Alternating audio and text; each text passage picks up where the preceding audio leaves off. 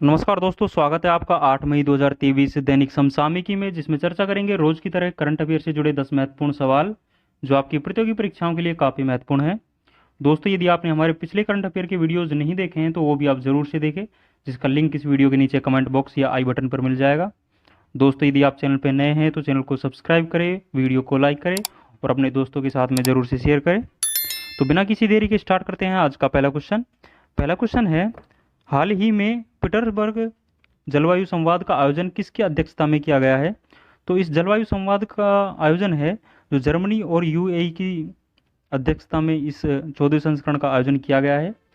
जलवायु परिवर्तन पर पीटर्सबर्ग संवाद का ये 2 से 3 मई को बर्लिन में आयोजित किया गया ये संवाद है जो, और इसकी मेजबानी है जर्मनी और यूएई के द्वारा की गई है, जो कि जलवायु परिवर्तन पर संयुक्त राष्ट्र फ्रेमवर्क कन्वेंशन के पक्षकारों के 28वें सम्मेलन की मेजबानी कर रहे हैं। यदि इसके पहले संस्करण की बारे में बात करें तो इसका पहला संस्करण है जो 2010 में इसका पहला संस्करण होता है। कुछ इंपॉर्टेंट फैक्ट्स और देखते हैं। यूएनएफसीसीसी का हेडक्वार्टर है जो बोन जर्मनी में स्थित है। इसकी स्थापना 1994 में इसकी स्थापना होती है यूएनएफसीसीसी की। कोप 27 का आयोजन है जो शर्म अल शेख मिस्र में इसका आयोजन किया गया था। जो कोप 17 है जो जलवायु परिवर्तन से संबंधित है, ये भी आपको ध्यान रखना है। जबकि कोप 28 का जो मेजबानी है, कोप 28 जो सम्मेलन है यूएई में किया जाएगा। कोप 01 का जो सम्मेलन है जो 1995 में बर्लिन जर्मनी में आयोजित किया गया था, ये भी आपको ध्यान रखना है। कोप 15 जो सम्मेलन है मॉन्ट्रियल कनाडा में आयोजित किया जाएगा, जो कि जैव विविधता से संबंधित है, ये भी आपको ध्यान रखना है। नेक्स्ट क्वेश्चन देखते हैं। हाल ही में अंतर्राष्ट्रीय धार्मिक स्वतंत्रता रिपोर्ट 2023 किसने जारी की है? तो ये जो रिपोर्ट है यूएफसीआईआरएफ के द्वारा जारी की गई है, जो कि यूएसए का एक धार्मिक स्वतंत्रता विभाग है, ये आपको ध्यान रखना है। यदि यूएफसीआईआरएफ की फुल फॉर्म के बारे में बात करें तो United state commission of international religious freedom इसकी फुल फॉर्म है। इस रिपोर्ट के तहत में भारत को विशेष चिंता के देशों की श्रेणी में डाल दिया गया है, जिसके कारण भारत सरकार के द्वारा इस रिपोर्ट को खारिज कर दिया गया है, ये भी आपको ध्यान रखना है। कुछ इंपॉर्टेंट फैक्ट्स और देखेंगे। आर्टिकल 25 से लेकर आर्टिकल 30 तक भारतीय संविधान में धार्मिक स्वतंत्रता का अधिकार है उसको उल्लेखित किया गया है। इसमें जो आर्टिकल 25 है, आर्टिकल 25 में अंत्यकरण की स्वतंत्रता डिफाइन की गई है। अंत्यकरण की स्वतंत्रता में सिख है जो अपने साथ में कृपाण धारण कर सकते हैं, इसमें बताया गया है। वर्ल्ड हैप्पीनेस इंडेक्स में भारत की जो रैंक है वो 126वीं रैंक है। जबकि हाल ही में जो प्रेस फ्रीडम इंडेक्स जारी किया गया है, इसमें भारत की रैंक है जो 161, इसमें भारत की रैंक है जो कि 180 देशों में से है, ये भी आपको ध्यान रखना है। और वर्ल्ड प्रेस फ्रीडम जो दिवस है वो है जो 3 मई को सेलिब्रेट किया जाता है, ये भी आपको ध्यान रखना है। नेक्स्ट क्वेश्चन है, हाल ही में कोलकाता बंदरगाह से पहली बार किस देश के लिए पहला मालवाहक जहाज MVITT लोयन भेजा गया है? जो ये मालवाहक जहाज है जो म्यांमार के लिए भेजा गया है कोलकाता बंदरगाह से, म्यांमार की जो सितवे बंदरगाह है वहाँ पर भेजा गया है। इसमें 20,000 सीमेंट के बैग है जो इस मालवाहक जहाज में भेजे गए हैं, जिसका प्रमुख उद्देश्य है, इस मालवाहक जहाज को भेजने का जो प्रमुख उद्देश्य है वो भारत को उत्तरी पूर्वी राज्यों से जोड़ना इसका प्रमुख उद्देश्य है।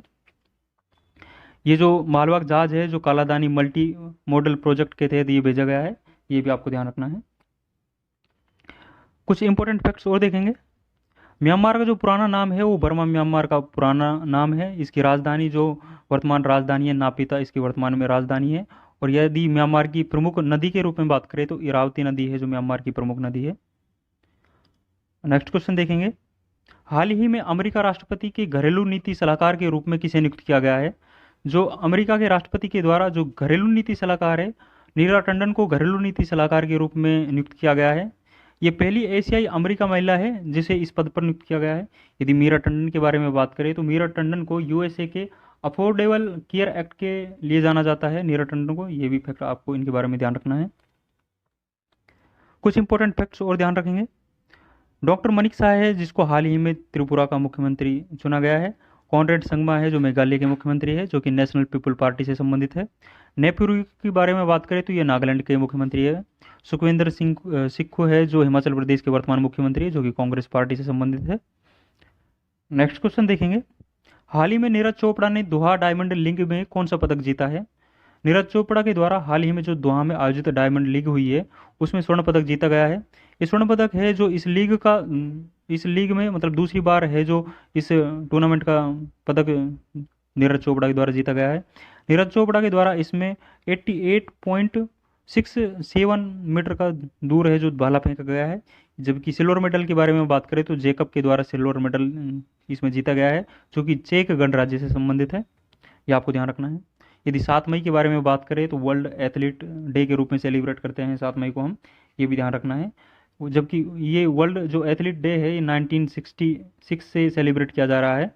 फर्स्ट टाइम मतलब इसको 1996 में सेलिब्रेट किया गया था।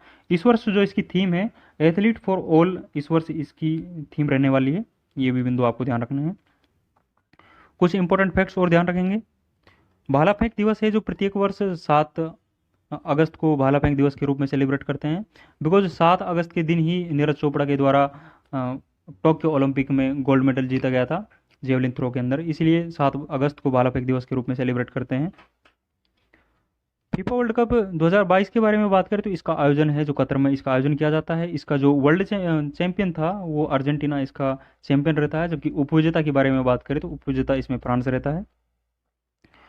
ओलंपिक में भारत के द्वारा जो टोक्यो ओलंपिक हुआ था उसमें भारत के द्वारा कुल कितने पदक जीते गए थे, तो भारत के द्वारा इसमें कुल 7 पदक जीते गए थे, जिसमें 1 गोल्ड था, 2 सिल्वर थे और 4 ब्रॉन्ज जीते गए थे। यदि पदक तालिका में स्थान के बारे में बात करें तो पदक तालिका में भारत का 48वां स्थान था। एकमात्र जो गोल्ड मेडल है वो नीरज चोपड़ा के द्वारा भाला फेंक में जीता गया था। ये भी आपको ध्यान रखना है।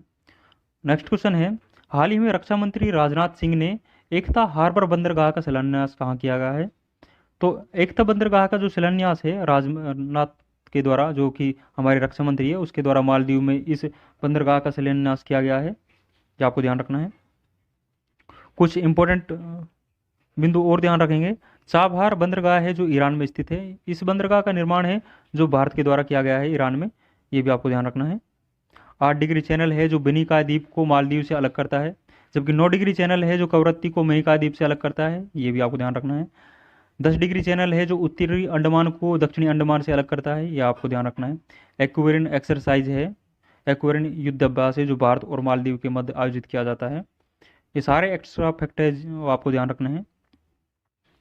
नेक्स्ट क्वेश्चन है, हाल ही में एमएसएमई मंत्रालय द्वारा बिज एम्प पूर्वोत्तर क्षेत्र का पहला आउटरीच प्रोग्राम कहाँ प्रारंभ किया गया है। बिज एम्प जो प्रोग्राम है वो नागालैंड के दीमापुर में प्रारंभ किया गया है। यदि इसका उद्देश्य के बारे में बात करें तो इस प्रोग्राम को स्टार्ट करने के पीछे प्रमुख उद्देश्य है जो पूर्वोत्तर राज्य हैं उसमें सूक्ष्म लघु और मध्यम उद्योगों को सशक्त बनाना इसका प्रमुख उद्देश्य है। ये भी आपको ध्यान रखना है। यदि एमएसएमई मंत्री के बारे में बात करें तो श्री नारायण राणे हैं जो वर्तमान में एमएसएमई मंत्री है, इनके बारे में आपको ध्यान रखना है। इस योजना में यदि फंड के बारे में बात करें तो आत्मनिर्भर भारत फंड है जो इस योजना में फंड है जो मुहैया करा रहा है। ये भी आपको ध्यान रखना है। आपको कुछ इंपॉर्टेंट फैक्ट्स और देखेंगे। यदि हॉर्नबिल फेस्टिवल के बारे में बात करें तो ये हॉर्नबिल फेस्टिवल है जो नागालैंड में सेलिब्रेट किया जाता है। नागालैंड में ये फेस्टिवल है जो 1 दिसंबर से इस फेस्टिवल की शुरुआत होती है। यदि हॉर्नबिल के बारे में बात करें तो इसको फेस्टिवल के रूप में जाना जाता है। रैंप योजना है जो एमएसएमई मंत्रालय द्वारा हाल ही में प्रारंभ की गई है। माउंट सारामती जो पर्वत है नागालैंड में स्थित है, जो कि नागालैंड की सबसे ऊंची पर्वत है। डिवाइन योजना है जो उत्तर पूर्वी भारत के लिए प्रारंभ की गई है। ये भी आपको ध्यान रखना है। नेक्स्ट क्वेश्चन है, हाल ही में आर्टिफिशियल इंटेलिजेंस आधारित मशीन कैन सी 2023 शिखर सम्मेलन का आयोजन है जो कहाँ किया गया है। तो इस शिखर सम्मेलन का आयोजन है दुबई यूएई के अंदर किया गया है। ये भी आपको ध्यान रखना है। कुछ इंपॉर्टेंट फैक्ट्स और ध्यान रखेंगे। चैट जीपीटी का हाल ही में लॉन्च किया गया है जो कि ओपन एआई के द्वारा चैट जीपीटी को लॉन्च किया गया है, जबकि गीगा जीपीटी का लॉन्च है जो यूएसए द्वारा किया गया है। बार्ड को गूगल के द्वारा हाल ही में लॉन्च किया गया है। वर्ल्ड गवर्नमेंट समिट है जो हाल ही में दुबई में आयोजित किया गया, ये भी आपको ध्यान रखना है। नेक्स्ट क्वेश्चन है, हाल ही में स्वास्थ्य सेवाओं में सुधार के लिए मिशन परिवर्तन है जो कहाँ प्रारंभ किया गया है।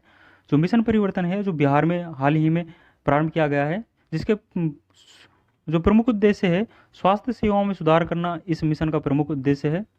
इसकी शुरुआत है जो बिहार के उप मुख्यमंत्री तेजस्वी यादव के द्वारा इस मिशन की शुरुआत की गई है। ये भी आपको ध्यान रखना है। कुछ इंपॉर्टेंट फैक्ट्स और ध्यान रखेंगे। नालंदा विश्वविद्यालय का निर्माण है जो किसके द्वारा किया गया था?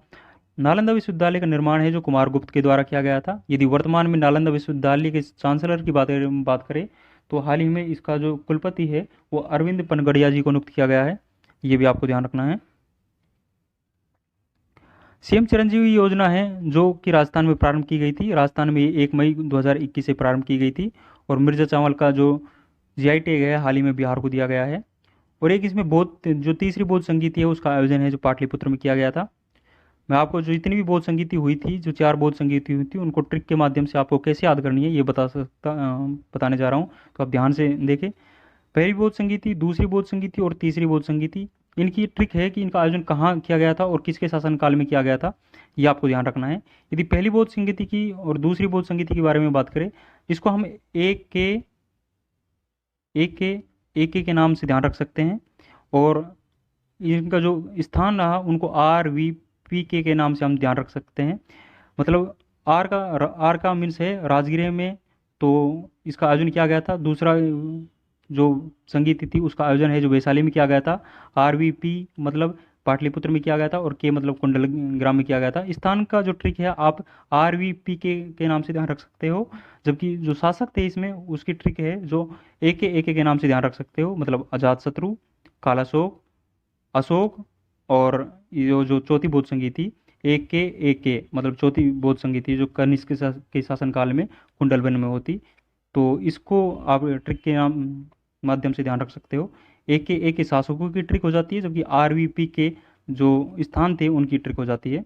तो इसको आप ध्यान रख सकते हो। आज का अंतिम क्वेश्चन है, हाल ही में वनडे क्रिकेट में सबसे तेज 5000 रन बनाने वाले पहले बल्लेबाज कौन बने हैं? तो वनडे क्रिकेट में सर्वाधिक जो सबसे तेज 5000 रन बनाने वाले बल्लेबाज है जो बाबर आजम बने हैं, जो कि पाकिस्तान देश की ओर से खेलते हैं। इनके द्वारा इस उपलब्धि को 97 ODI पारियों में हासिल किया गया है, ये भी आपको ध्यान रखना है। इनके द्वारा हाशिम अमला का हाल ही में रिकॉर्ड है जो ध्वस्त किया गया है।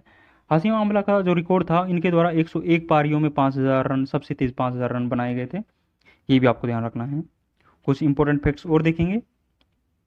हाल ही में ODI player of the year के रूप में किसे चुना गया है?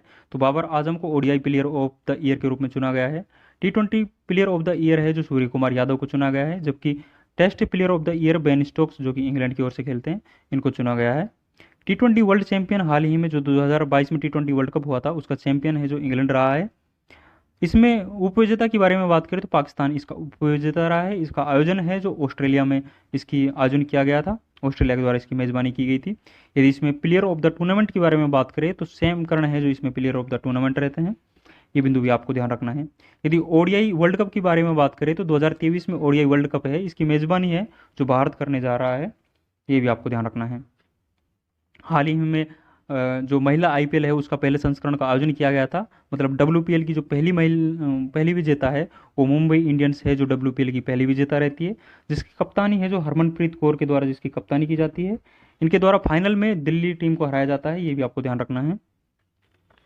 तो हमने इंपॉर्टेंट जो 10 क्वेश्चन है वो सारे डिस्कस किए हैं जो कि आपकी परीक्षाओं की दृष्टि से काफ़ी महत्वपूर्ण है। इन सभी 10 क्वेश्चंस की PDF हमारे टेलीग्राम चैनल जीने स्टॉक पर मिल जाएगी, जिसका लिंक इस वीडियो के नीचे डिस्क्रिप्शन में डला हुआ है। आप डायरेक्टली टेलीग्राम पर जीने स्टॉक डालकर भी सर्च कर सकते हो। यदि आपको ये वीडियो पसंद आती है तो वीडियो को लाइक करें, और यदि आप चैनल पर नए हैं तो चैनल को ज़रूर से सब्सक्राइब करें और अपने दोस्तों के साथ में इस वीडियो को ज़रूर से साझा करें। तो मिलते हैं नेक्स्ट वीडियो में। थैंक यू, जय हिंद।